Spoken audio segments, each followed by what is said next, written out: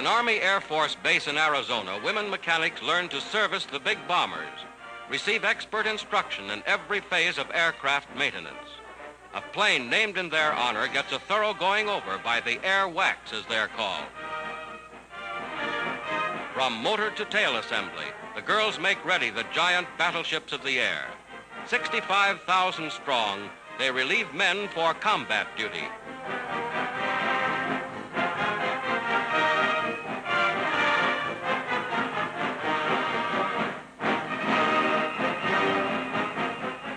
Today, the WWIIs are serving with the armed forces in every major theater of war. The first contingent to arrive in Australia gets a real welcome.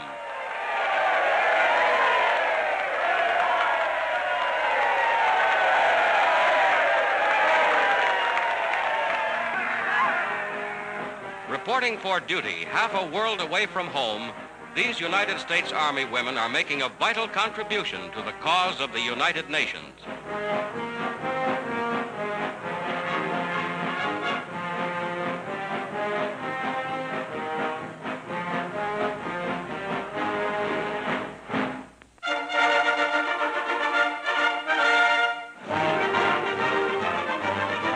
At a bomber plant in Seattle, workers write their names on a flying fortress, the 5,000th ship of its type turned out by this one plant since America entered the war.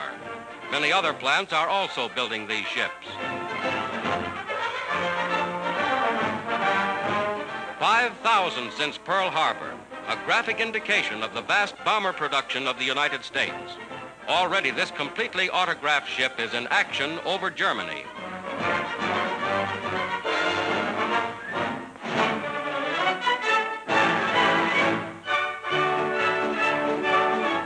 Somewhere in England, Army Signal Corps cameramen await the order to go into action with General Eisenhower's Forces of Liberation.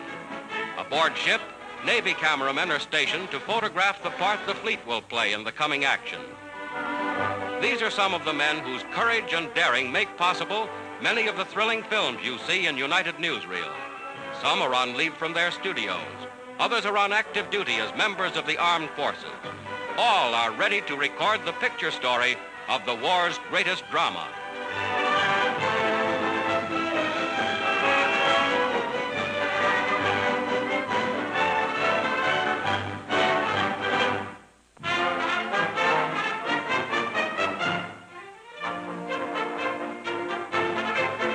In Washington, D.C., two American air aces held a reunion with their families.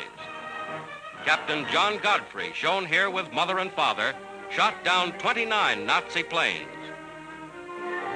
Captain Don Gentili's score of 30 Nazi ships downed makes him the leading American ace of the European theater. Home for Captain Gentili is Piqua, Ohio. Population 20,000. Piqua is a typical small American city. A service flag hangs in the window for Don, and here is his welcome home. Sister Edith is so happy she can only hug her brother for joy.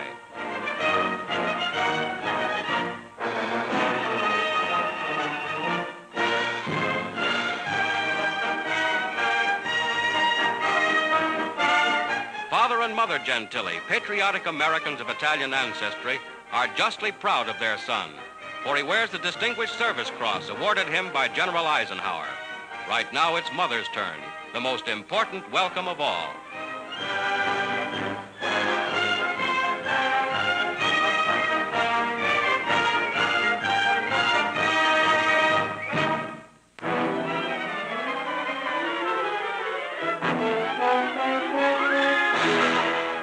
From the air, the shattered town of Cassino is little more than a name on a map after 6 months of savage battle for this key bastion on the road to Rome.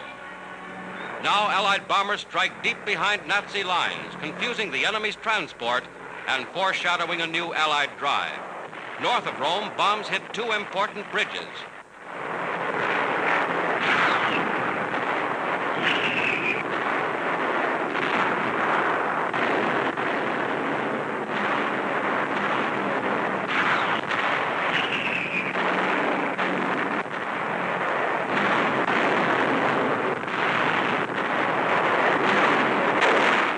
The heaviest Allied barrage of the war precedes a dawn attack.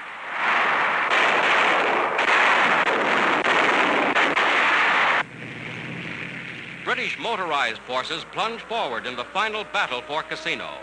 With vital aid from French and Polish troops, they have encircled Cassino, cutting it off from the main German armies.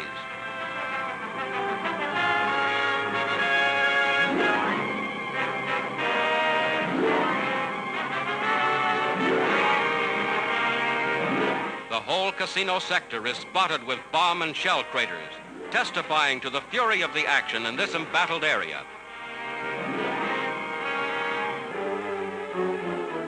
The first prisoners stream to the rear. Bowl-shaped helmets identify them as parachutists, so-called Green Devils, members of the German 1st Parachute Division. Along Italy's west coast, near Gaeta, where the bulk of the Fifth Army has been suddenly shifted, a second phase of the campaign flares into action.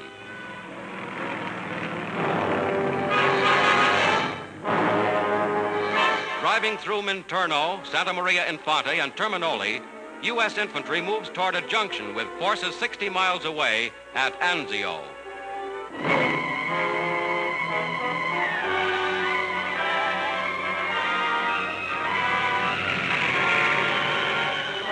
Castelforte, between Cassino and the sea, is captured by French units.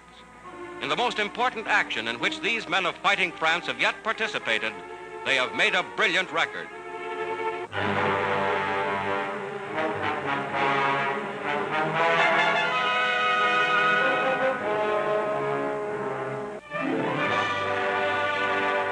These are Italian refugees, freed from Nazi-held areas. In their faces is graphically written the grim effects of fascist rule and years of war. American and Allied troops do what they can to aid them.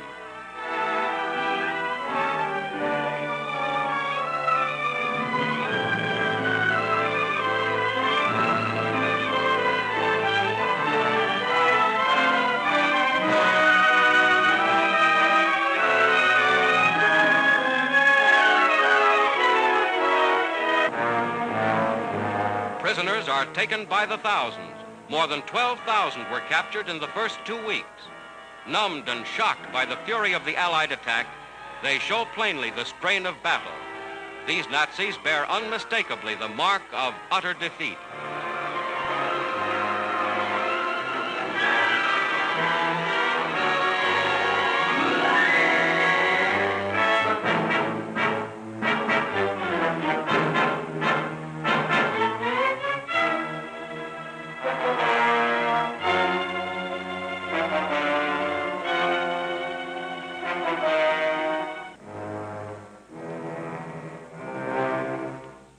Along the ancient Via Casalina, the surge of Allied power rolls north. Whether the Nazis retreat further or choose to stand and fight, the enemy has taken his worst defeat in the entire Italian campaign.